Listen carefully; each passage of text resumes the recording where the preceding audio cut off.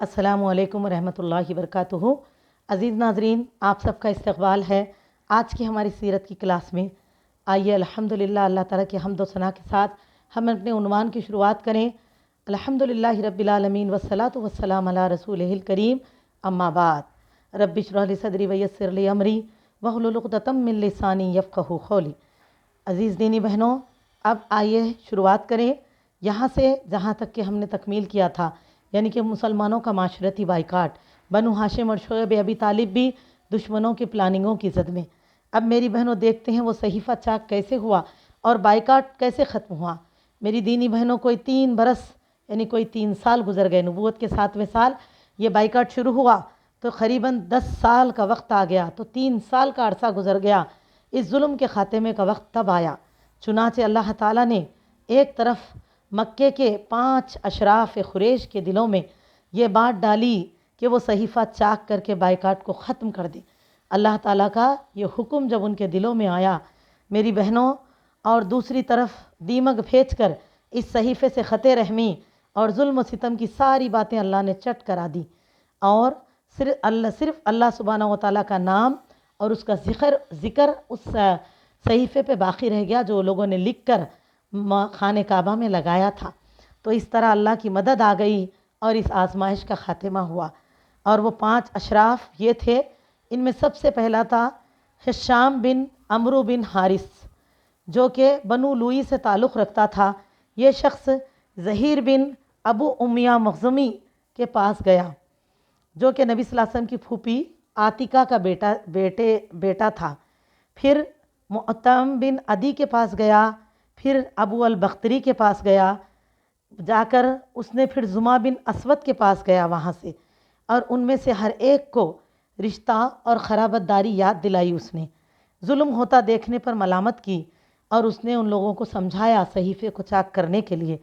लिहाजा ये सब लोग जो है इस बात के लिए तैयार हो गए और इकट्ठे हो गए और सहीफ़ा चाक करने के लिए एक मुत्तफ़िक़ा कंप्लीट यानी कि 5 मिलके एक प्रोग्राम बनाए। और वो लोग क्या करें, सुबह सुबह जब कुरैश की महफ़िल मस्जिद हराम की में जम गई थी बैतुल्लाह में, तो ज़हीर जो थे वो आगे बढ़े। एक खूबसूरत जोड़ा ज़ेबतन किए हुए थे। वो जो है मक्के बैतुल्लाह का तवाफ़ किया, फिर लोगों से मुखातिब होकर बोले, मक्के वालों क्या हम खाना खाएं, कपड़े पहने और बनु हाशिम तबाह बर्बाद हों। लोग सब बैठे हुए हैं, तो मुखातिब होकर उन्होंने पूछे, जैसे हिकमत इख्तियार करे, देखिए कैसे उस बुराई का यानी कि उस सहीफ़े को चाक करें। तो इसीलिए उन्होंने क्या करे, उस दिन अच्छे कपड़े पहन लेके आके खाने काबा का तवाफ़ करे। उसके बाद लोग देख रहे हैं इनकी तरफ, इन्होंने ऐसा कैसा अच्छे तैयार हो के, भाई हालत तो मक्के में ऐसे है। तो उन्होंने क्या कहा कि ऐ मक्के वालों, क्या हम पेट भर खाएं, अच्छे अच्छे कपड़े पहने, और हमारे भाई बनु हाशिम तबाह बर्बाद हो जाएं, ना वो बेच सके ना ख़रीद सकें। वल्लाह मैं बैठ नहीं सकता यहाँ तक कि इस जालिमाना और ख़राबत शकन सहीफ़े को चाक न कर दूँ। ये बोल के उन्होंने गुस्से को ज़ाहिर किया। तब अबू जहल बोला, तुम गलत कहते हो, वल्लाह इसे चाक नहीं किया जा सकता। नहीं फाड़ते हुए क्या अबू जहल बोला, आगे बढ़ा। तो मेरी बहनों, उसके बाद ज़मा नामी शख्स ने कहा, वल्लाह तुम बहुत ज़्यादा गलत कहते हो, ये जब लिखा गया था तब भी हम इसके लिखने पर राज़ी नहीं थे। इस पर अबू अल बख्तरी ने कहा, ज़मा ठीक कहता है, इसमें जो कुछ लिखा गया है इससे हम राज़ी नहीं, ना इसे मानने को हम तैयार है। तो मेरी बहनों, अब मुतअम बिन अदी की भी बारी आ गई। उसने भी आगे बढ़कर कहा, तुम दोनों ठीक कहते हो, और जो इसके ख़िलाफ़ कहता है गलत कहता है। हम इस सहीफ़े और इसमें जो कुछ लिखा है इससे अल्लाह के हुजूर बरात का इजहार करते हैं। ये कहते हुए वो लोग 5 के 5 नौजवान उठ खड़े हुए। फिर हशाम बिन अमरू ने भी उनकी हाँ में हाँ मिलाई। तो मेरी बहनों, ये माजरा देखकर अबू जहल ने कहा, ये बात रात को तय की गई है और इसका मशवरा कहीं और किया गया, यानी कि शक ज़ाहिर करा अबू जहल कि तुम लोग प्लान बना के आए ऐसा करने के लिए। तो मेरी बहनों, इस दौरान अबू तालिब भी मस्जिद हरम के कोने में बैठे हुए रहते। वो ये बतलाने आए थे कि नबी सल्लल्लाहु अलैहि वसल्लम ने इन्हें ख़बर दी है कि अल्लाह ने इनके सहीफ़े पर दीमक मुसल्लित कर दी है। अबू तालिब ये बताने के लिए आए थे, नबी सल्लल्लाहु अलैहि वसल्लम को भेजे, तो ऑलरेडी वहाँ पहले से बैठे हुए हैं, ये सब सुन रहे थे। इन्होंने देखा कि अबू तालिब यहाँ हैं, तो अबू तालिब ने कहा, मैं इसलिए आया हूँ कि तुमको बता दूँ कि नबी सल्लल्लाहु अलैहि वसल्लम में से ये ख़बर भेजे कि अल्लाह ताला उस सहीफ़े को जिसको तुम लोग लिख के लगाए दीमक के ज़रिए से सब ख़त्म करा दिए। دیکھو بول کے بول رہے ہیں نبی صلی اللہ علیہ وسلم بول کے بولے. تو جس نے یعنی کہ ظلم اور خط رحمی کی ساری باتیں چاٹ لی ہیں، صرف اللہ کا ذکر باقی چھوڑا ہے. اب اگر وہ جھوٹے ہیں تو یعنی کہ ابو طالب کیا بولے، جا کر آپ لوگ چیک کرو، اگر محمد صلی اللہ علیہ وسلم تم لوگ نہیں مانتے ہو، کہتے ہو انہوں جھوٹ بول رہے ہیں، تو اگر انہوں جھوٹے ہیں تو وہ صحیفہ جیسے کا ویسا ہوں گا، اور اگر انہوں سچے ہیں تو وہ صحیفہ جیسے انہوں بولے ویسا رہیں گا. آپ انصاف کی، تو انہوں نے یہ بات کہی تو لوگوں نے کہا کہ تم صحیح انصاف کی بات کر رہے ہو، یہ دیکھ لیں گے ہم، اس کے بعد جو فیصلہ کیا جائے گا. تو ادھر مطعم بن عدی اور ابو جہل کا جواب دینے، یعنی کہ وہ دونوں آگے بڑھے اور صحیفے کو دیکھنے کے لیے اندر داخل ہوئے. تو کیا دیکھے جا کر کہ کیڑوں نے حقیقت میں پورا صحیفہ کھا لیا. دیمک نے صرف بسمک اللہم جو وہ لوگ لکھے تھے شروع اللہ کے نام سے، جہاں جہاں اللہ کا نام تھا اس کے علاوہ وہی باقی ہے، باقی کا سب جو ہے دیمک نے چاٹ لیا. وہ اللہ کی نشانیوں میں سے ایک نشانی تھی جسے مشرکین نے اپنی آنکھوں سے دیکھا کھلے طور پہ نا میری بہنوں، لیکن وہ اپنی گمراہی کے رویے پر برقرار تھے. بہرحال اللہ کی رحمت سے بائیکاٹ ختم ہو گیا. آپ کوئی انکار ہی نہیں کر سکتے تھے. صحیفہ خود اللہ پورا دیمک سے چٹا کر ختم کرا دیے، اور بات سچ نکلی تو رسول اللہ صلی اللہ علیہ وسلم کو اور ان کے ساتھیوں کو چھوڑ دیا گیا. تو اس طرح وہ لوگ گھاٹی سے باہر نکل کر آئے. سیرت ابن ہشام تجلیات نبوت. میری بہنوں، اب آپ دیکھیں گے بائیکاٹ کے خاتمے کے بعد صورتحال معمول پہ آ گئی کچھ دنوں میں، لیکن ابھی چند ہی مہینے گزرے تھے کہ ابو طالب بیمار پڑ گئے. حالات تو بہت پریشان تھے، جتنے دن اندر تھے گھاٹی میں کھانے کو صحیح نہیں تھا، طرح طرح کی مشکلات تھی. تو میری بہنوں اس کی وجہ سے جو لوگ بیمار تھے وہ تھوڑا صحت مند ہو رہے تھے. تو دیکھا ابو طالب ذرا زیادہ ہی بیمار پڑ گئے، اور بیماری دن بدن بڑھتی ہی جا رہی تھی اور سختی پکڑتی جا رہی تھی، کیونکہ اللہ کا حکم ہے کل نفس ذائقۃ الموت. میری بہنوں ساتھ ہی اس کے یاد رکھیں کوئی بیماری موت نہیں جب تک کہ اللہ موت کو مقرر نہ کر دے. اسی لیے کسی بیماری سے نہ ڈرے، لیکن جب کوئی بیماری کے ذریعے اللہ موت بھیج دے تو پھر ہم کچھ نہیں کر سکتے. تو لہٰذا اب یہ دھیرے دھیرے آپ کی طبیعت میں بگاڑ آ ہی رہا تھا. میری عزیز دینی بہنوں، لہٰذا آپس میں مشورے کیے گئے اور طے کیا گیا کہ ابو طالب کے پاس چلیں. وہ لوگ پورے طے کر لیے کہ وہ اپنے بھتیجے کو کسی بات کا پابند کر جائیں، ایسے نہ ہو کہ ان کا انتقال ہو جائے اور ہم لوگ کچھ بات کرنے سے رہ جائیں. تو چلو چاہ کے بات کریں گے بول کے قریش کے لوگ پھر آئے اور ہم سے بھی اس کے متعلق عہد لے لے. ہم بھی وعدہ کر دیتے ہیں، انہوں بھی وعدہ کرنا، ان کے بھتیجے بھی جا کے بات کریں گے چلو بول کے وہ لوگ آئے کہ وہ اپنے بھتیجے کو بھی پابند کر جائیں اور ہم سے بھی وعدہ لے لیں. اور میری بہنوں انہوں نے یہ کہا ہمیں اندیشہ ہے کہ اگر بوڑھا مر گیا اور ہم نے محمد صلی اللہ علیہ وسلم کے ساتھ کچھ کیا تو عرب ہمیں طعنہ دیں گے، کہیں گے کہ اسے چھوڑے رکھا، یعنی کہ ابو طالب رہ تک تو کچھ نہیں کرے، اب ایسے کر رہے ہیں. جب اس کا چچا مر گیا تو اس پر چڑھ دوڑے، اب تک خاموش تھے، اب چاچا مرنے سے ایسا کر رہے ہیں کہ وہ لوگ بولیں گے. چنانچہ یہ لوگ اٹھے اور ابو طالب کے گھر کو پہنچے اور ان سے مطالبہ کیا، ان سے پوچھے کہ آپ اللہ کے رسول صلی اللہ علیہ وسلم کو ان کے معبودوں سے روکیں، یعنی کہ ہمارے معبودوں کے خلاف بولنے سے روکو اپنے بھتیجے کو. ادھر ہم لوگ بھی آپ سے اور آپ کے معبود سے دستکش، یعنی کہ ہم بھی محمد صلی اللہ علیہ وسلم کے رب کو اور کسی بات کو ہم ان کو نہیں ٹوکتے، ایسے کریے. اس پر ابو طالب نے آپ کو بلایا اور لوگوں نے جو جواب کہی تھی، جو بات بتائی تھی، وہ آپ نے نبی صلی اللہ علیہ وسلم کو بتایا، چچا نے. تو میری بہنوں آپ صلی اللہ علیہ وسلم نے فرمایا چچا میں ان سے صرف ایک بات چاہتا ہوں، جس کے یہ قائل ہو جائیں تو عرب ان کے تابع فرمان بن جائے اور عجم یعنی کہ جو غیر عرب ہیں انہیں جزیہ دیں گے.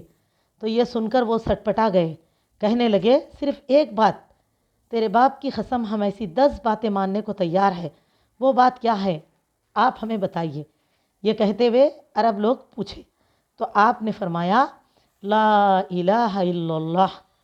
اس پر وہ اپنے کپڑے جھاڑ کر کھڑے ہو گئے اور کہنے لگے کہ کیا اس نے سارے معبودوں کو ایک جگہ ایک ہی معبود بنا ڈالا، یہ تو بڑی عجیب بات ہے. یہ کہتے ہوئے یہ لوگ وہاں سے نکل گئے، جس کا ذکر اللہ تعالیٰ سورہ سعد سورہ نمبر 38 آیت نمبر 5 میں فرماتے ہیں. میری بہنوں غصے سے تلملاتے ہوئے چلے گئے یہاں سے. اس کے بعد ابو طالب کی تکلیف اور بیماری ہے کہ بڑھتی گئی، مرض بڑھتا گیا، یہاں تک کہ وقت واپسی کا قریب آ گیا. اس وقت رسول اللہ صلی اللہ علیہ وسلم ان کے گھر میں تشریف لائے تو دیکھا وہاں ابو جہل اور عبداللہ بن ابو امیہ موجود تھے، مزاج پرسی کو آئے تھے، بیٹھے ہوئے تھے۔ نبی صلی اللہ علیہ وسلم نے فرمایا کہ چاچا جان، آپ نے فرمایا ای امی، اماں، امی، یعنی کہ کہا چچا جان، لا الہ الا اللہ کلمۃ احاج لک بہا عند اللہ، کہا بس ایک کلمہ پڑھ لیجئے، اس کے ذریعے سے میں اللہ کے حضور آپ کے لیے حجت پیش کروں گا، یعنی کہ دعا کروں گا، گڑ گڑاؤں گا۔ میری بہنوں، ان دونوں نے کہا، جب یہ سن کے وہ دونوں کیا بولے؟ ابو طالب، کیا عبد المطلب کی ملت سے اعراض کرو گے ایسے ٹائم پہ، موت کے وقت میں؟ اور ان سے برابر باتیں کرتے رہے، یہاں تک کہ آخری بات جو انہوں نے کہی یہ کہی کہ عبد المطلب کی ملت پر، پھر اسی وقت ان کا انتقال ہو گیا۔ یعنی کہ آپ صلی اللہ علیہ وسلم آخری وقت تک کوشش کرے، لیکن چچا ابو طالب نے کلمہ نہیں پڑھا میری بہنوں، اور ان کا انتقال ہو گیا۔ جیسے کہ ہم جانتے ہیں، جب صحابہ نے پوچھا اللہ کے رسول صلی اللہ علیہ وسلم پھر کیا ابو طالب کو سزا ہوگی، کیونکہ وہ تو اسلام کے خیر خواہ تھے؟ تو میری بہنوں، جب آداب جنائز کے فرض، اللہ کا حکم آنے کے بعد، فرض ہونے کے بعد، نبی صلی اللہ علیہ وسلم نے اپنے چچا ابو طالب ہی کے لیے دعا کی تھی، تب اللہ نے سورہ توبہ کی وہ آیتیں نازل کر دی جس میں فرمایا کہ پیغمبر اور مسلمانوں کو زیبا نہیں کہ مشرک کے حق میں مغفرت کی دعا کرے، خواہ تمہارے قریبی رشتہ دار کیوں نہ ہو۔ تو صحابہ نے پوچھا پھر کیا ہوگا ابو طالب کا؟ نبی صلی اللہ علیہ وسلم نے فرمایا ان کو نجات تو نہیں ہوگی جہنم سے، لیکن سب سے چھوٹے درجے کا عذاب ہوگا، اور درجہ یہ ہے کہ ان کے پیر میں ہمیشہ آگ کی جوتیاں پہنائی جائیں گی، جس کی وجہ سے سر میں بھیجا ہانڈی میں گوشت کی طرح پکے گا۔ اللہ اکبر! کوکر میں گوشت ڈال کے ہم چولہے پہ رکھ دے تو کیسا ابلتا، ایسا ابلے گا۔ تو سوچو میری بہنوں، اگر یہ چھوٹا عذاب ہے تو بڑے عذابوں کا کیا حال ہوگا، بڑے عذاب کیسے ہوں گے۔ اللہ اکبر! میرے بہنوں، اپنے آپ کو بچاؤ، اے اللہ مسلمانوں کو توفیق دے اس بات کو سمجھنے کی کہ وہ اس دنیا داری کے پیچھے پڑے آج کتنا اپنی آخرت کو بھلا کر دور ہو رہے ہیں، اور نہ شرک اور بدعت میں فرق ہے، نہ توحید کی اہمیت کا احساس ہے۔ اتنا کچھ کر کے بھی نبی صلی اللہ علیہ وسلم کے چچا خیر خواہ، اسلام میں پوری زندگی اسلام کی خدمت میں لگائی، لیکن انہوں اگر جہنم سے آزاد نہیں ہو سکے توحید کی کمی کی وجہ سے، تو ہمارا آپ کا معاملہ کیا ہو میری بہنوں۔ اور سوچو جو زندگی بھر تو اپنے رشتہ داروں کو جا کے دعوت دینے کی کوشش نہیں کرتے، قرآن نہیں سناتے، مرتے ہی پورے لوگ قرآن لے کے بیٹھ جاتے، کیا کرتے؟ اب ان کو بخشا لے سکتے آپ؟ نہیں کر سکتے، یہ نہیں ہو سکتا، ممکن نہیں ہے۔ اسی لیے زندگی میں کریے کوشش اپنے ماں باپ کے لیے، بہنوں کے لیے، بھائیوں کے لیے، اگر ہم ان کے سچے خیر خواہ ہیں تو زندگی میں دعوت دیں، اور اللہ چاہے اگر ان کے دل میں اتنی بھی ذرہ رتی برابر بھی احساس اپنی آخرت کا ہوگا نا، تو انشاءاللہ ضرور جو ہے وہ لوگوں کو اللہ ہدایت دیں گے، ورنہ میری بہنوں اللہ تو بے نیاز ہے۔ تو لہٰذا کوشش زندگی میں کرنی چاہیے، ورنہ اگر وہ کھلے طور پہ شرک پہ مر گئے تو پھر ان کے لیے دعا بھی نہیں کر سکتے۔ اسی لیے آپ صلی اللہ علیہ وسلم نے فرمایا سزا تو ان کو ملے گی۔ اور میری عزیز دینی بہنوں، اس طرح نبی صلی اللہ علیہ وسلم نے یہ فرمایا کہ جب تک اللہ کی طرف سے روکا نہ گیا میں آپ کے لیے دعائے مغفرت کرتا رہوں گا۔ اس پر جو آیت نازل ہوئی ابھی میں نے آپ کو بتائی کہ اللہ نے اس کے بعد اس حکم کو، اس کام کو منع کر دیا۔ سورہ توبہ آیت نمبر 113 ہے، دیکھیے پڑھ کر آپ، جس میں اللہ نے منع کیا اور حکم دے دیا کہ ایسا نہیں کہ آپ جسے پسند کریں اسے ہدایت دے دیں۔ اسی لیے اللہ نے فرمایا اللہ اگر پسند کریں تو ہدایت ملے گی۔